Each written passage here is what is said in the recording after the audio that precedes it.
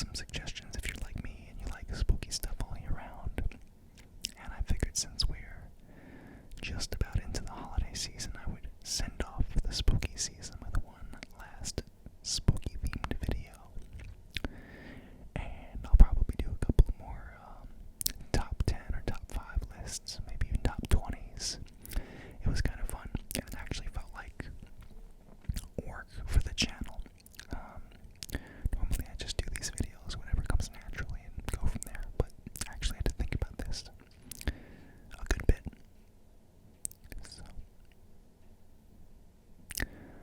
hopefully the hum of the heater isn't too distracting. The first time I've had to turn the heat on. Anyway, let's get started. So, also I'll just preface this by saying there may be spoilers ahead. So, if I say a movie and you haven't seen that movie and you don't want spoilers, skip ahead.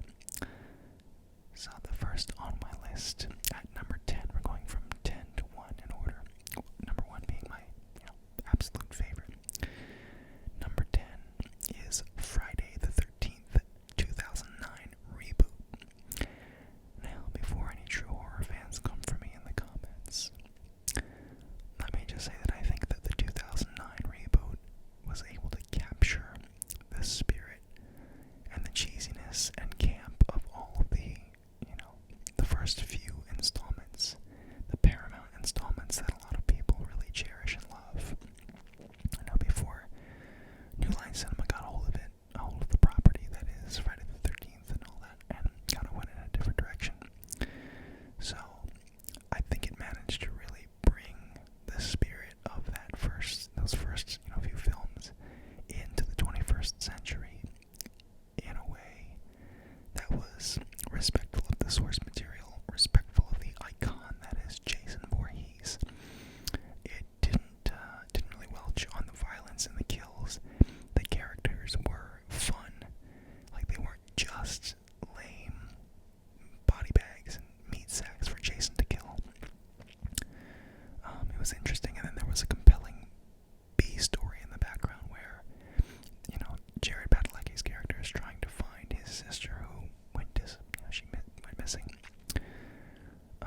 And it's really fun because the first 20 minutes of the movie or so, it seems like this is our main group of kids and blah blah blah, and then they all just get wiped out by Jason Voorhees. And I think that Derek Mears, the guy who plays Jason in this installment, is a great Jason. Like, everybody loves Kane Hodder, and there have been a lot of good Jasons over the years, and Kane Hodder still is the most beloved, but I think Derek Mears gave just a different performance, and the way they went about addressing some of the things in the lore of Jason Voorhees, like how he survives and how he traps and how he hunts, and he was brutal. Like, he ran and he would have these little mazes and traps set and things like that, and just his physicality, Derek Mears' physicality, he was just so big. And then with him seeing his hunting skills, his actual hunting ability, you could see how he could stay pretty well fed out there living in this abandoned camp, and it wouldn't be that off, whereas we never really got to see much of that in any of the previous installments, especially once he became basically undead after I think it was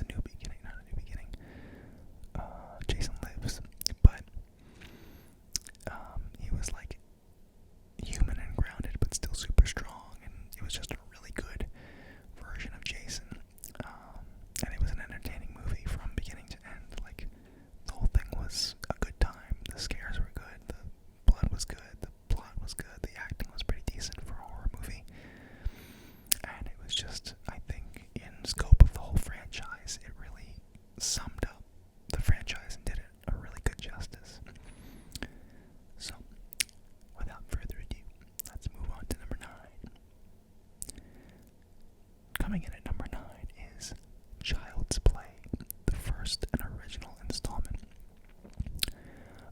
I think this movie holds a special place in any horror fan's heart, and most people's hearts, because everybody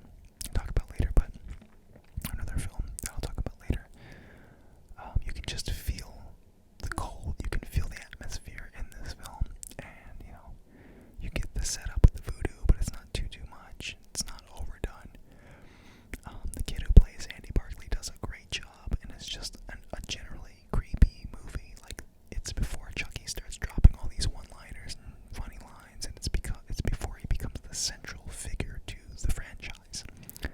So the threat of Chucky feels a lot more real. So yeah, Child's Play is number 9. Number 8 is the 1982 John Carpenter's The Thing. I'm a pretty big fan of body horror movies, and while I'm not a massive sci-fi person, I think if you can take something with a science fiction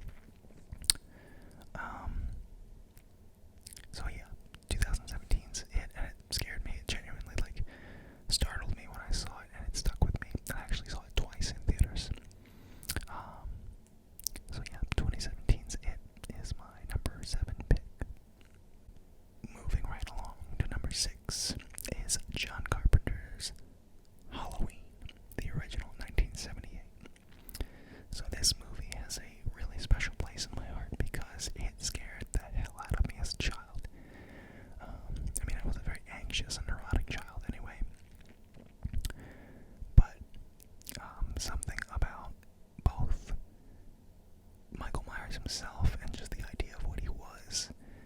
This, faceless killer, this nothing, this black void of death was just so scary. And that iconic breathing through the mask, that sound.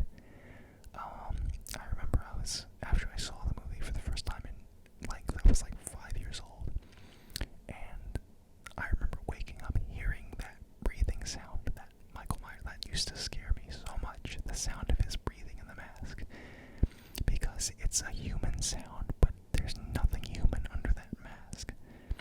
It was just, so simple. The cinematography, that scene where he's chasing Laurie and she's pounding on the door for Tommy to let her in, and he's just steadily walking across the street, getting closer and closer. That's still, no matter how many times I've seen that movie, every time I'm like, oh my god, open the door, open the door. It is a bit of a slow burn, and it's just like a classic slasher movie, and it really opened the door for what we, came to know as the slasher genre. It is the iconic, Michael Myers is an iconic, one of the most iconic horror figures. He's up there with all the others, the Ghostface and Leatherface and Freddy, Jason. But something about the concept of, like I said, Michael Myers and him being just nothing, just a killing machine, has always been so interesting. So watching, I've learned to appreciate the Rob Zombie remake a little bit more as time has gone on. I tend to think he takes himself a little too seriously, but watching that get destroyed and watching Michael Myers get a full backstory and become a sympathetic character, when you're like, yeah, I would probably do the same thing if I were in that position, such a horrible environment and mentally and physically abused. Yeah, you're gonna root for that guy, but we're not supposed to root for Michael Myers. That's the whole thing. We're supposed to fear him, and the reason we fear him is because we don't know why he does what he does. He just does it, and that scares most people. So, I've been watching a lot of videos about the making of various sequels, and it's fun to learn about, and, listen to where it all started, where it ended up. As begrudged as some of those sequels are, they're still a lot of fun, but nothing beats the original 1978 Halloween. So my number 5 pick is The Hills Have Eyes, the 2006 Alexander Aja remake. I give Wes Craven his due for creating that story back in the, I believe it was the 70s, and I've seen both the original and the sequel to the original, and they have their commentary and they do their thing, but I think Alexander Aja did something with the characters, with the cinematography, with the violence, with the makeup and prosthetics, with the actors, that couldn't be done in the 70s when Wes Craven made his original. The acting is really good, and we're given something that at the time you didn't see, and you still don't see a whole lot of. I think as time goes on and the genre of horror becomes more accepted and respected as legitimate filmmaking, you get films like Midsommar and Heredity and Hereditary and Us and Get Out. So you get these movies that are more cerebral and make you think. But back in 2006, it wasn't often you would see the family, the protagonists of the film get almost an hour of screen time and setup where you get to learn about them and go along with them on this journey. And the pacing is really good in the sense that even though it's, the first almost hour of the film is the family just driving around the desert and being kind of lost and not knowing where they are, it's still tense because you get these little cuts to them being watched, and you know that it's not good and something doesn't seem right, and they're being led the wrong way by a gas station attendant. And so when the carnage does break out, not only does it shock you because the filmmakers did some really brutal stuff in that film, there's sexual assault elements and just a lot of there's stuff involving a baby, and it's all really high stakes, and it's violent, and it's rough. What happens to that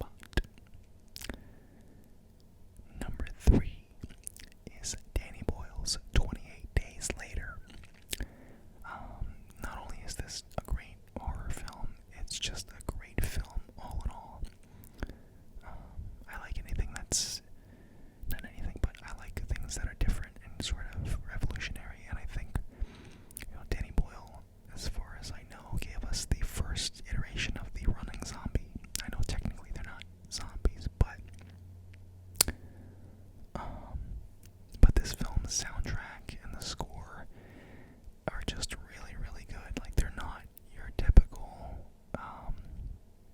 suspenseful horror sounds. It's like a full band throughout most of the film, playing the instruments, and it just gives us something really unique and interesting. And those shots of a completely desolate London are incredible, and you just have to respect the magnitude, like the effort that took to get the streets of London clear for these shots. And then them driving into the countryside, and this was at the time Cillian Murphy's, I think, one of his first few movies, and he did an incredible job seeing his transformation from just this slowly, I think he was like a courier at the time when he went into his coma, and then woke up 28 days later. And there's just a lot of themes in that film that really, today they're just as relevant today as they were back then. Just humanity and how things fall apart, especially after the pandemic. Seeing how fast, because in 28 days later,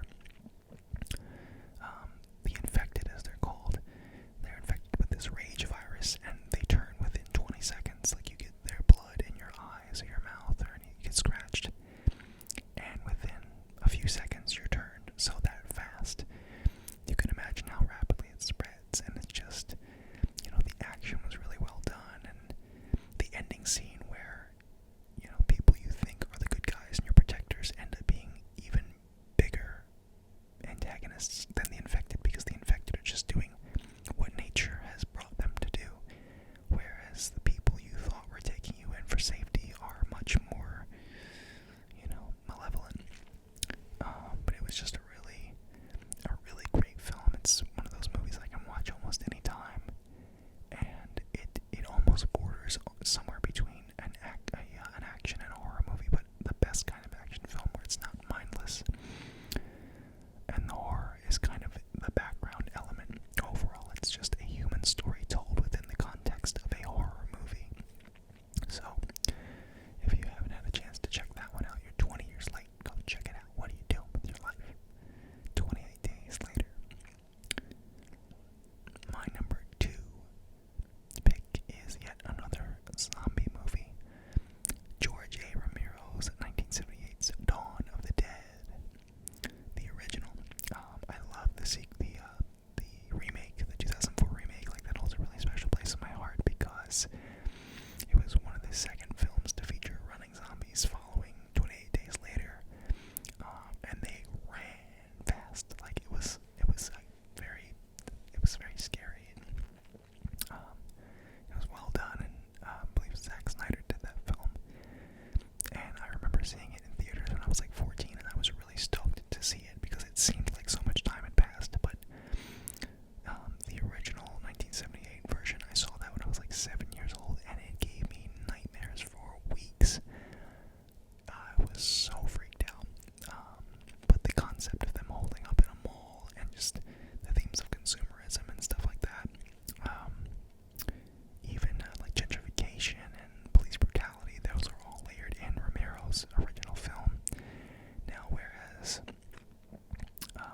The Hills Have Eyes managed to bring all of Wes Craven's, the 2006 remake managed to bring all of Wes Craven's themes into the 21st century, I don't think Dawn of the Dead 2004 did the same thing. It was just more of a fun, horror movie, but it worked. But something about the dread of the 1978 Dawn of the Dead was just, it was really well done. It's iconic. It's a classic film. And then once things do go to hell, it's like the violence is so visceral. Like, some of those images were stuck in my head for months, and still are pretty effective to this day. So 1978's Dawn of the Dead is a great film. If you haven't had a chance to see it, check it out. And now for my number 1 pick. Actually, before I do my number 1 pick, I want to make a couple of honorable mentions. So first is Hellraiser, the 1988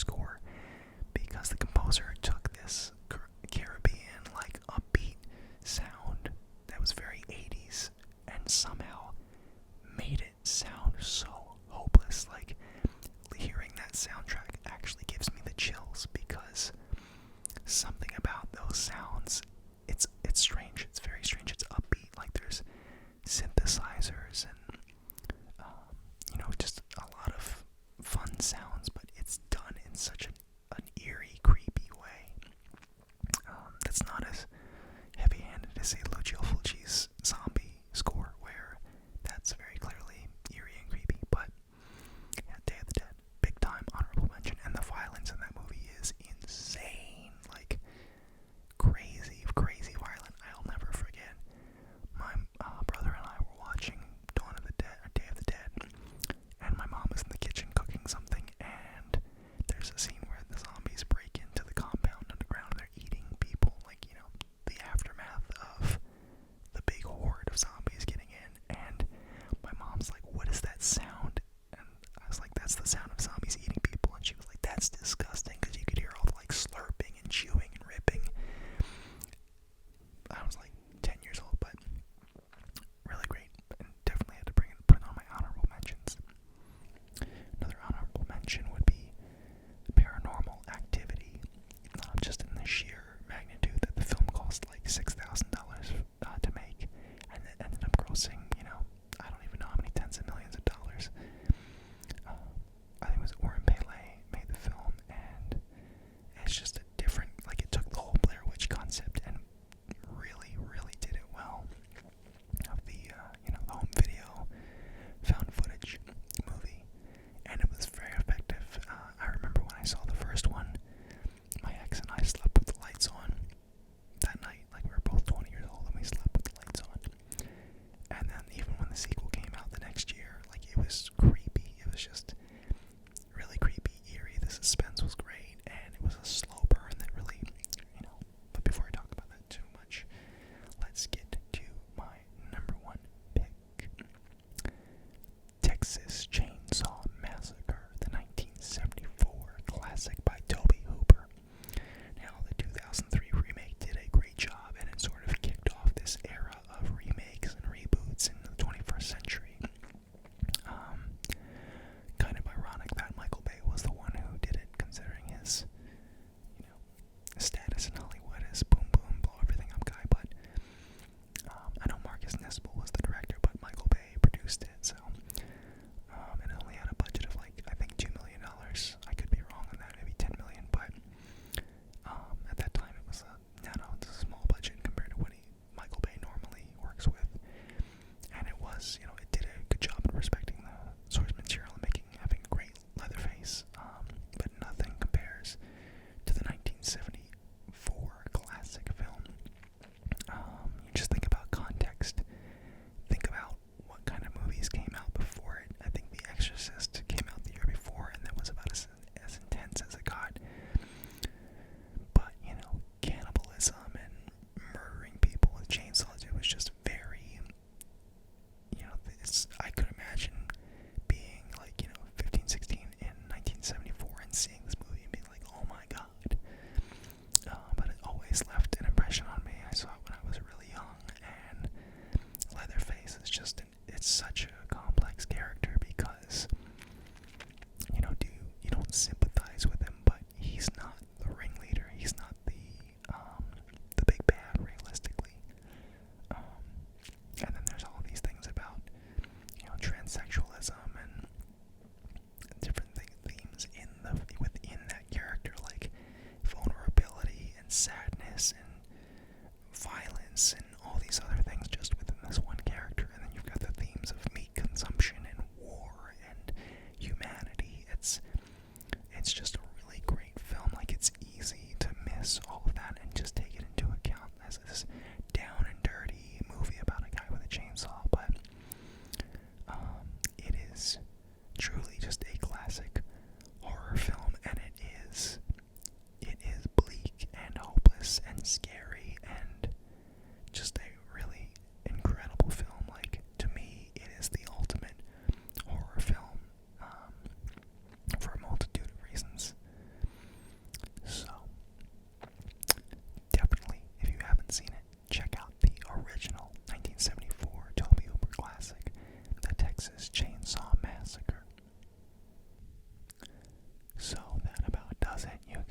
nice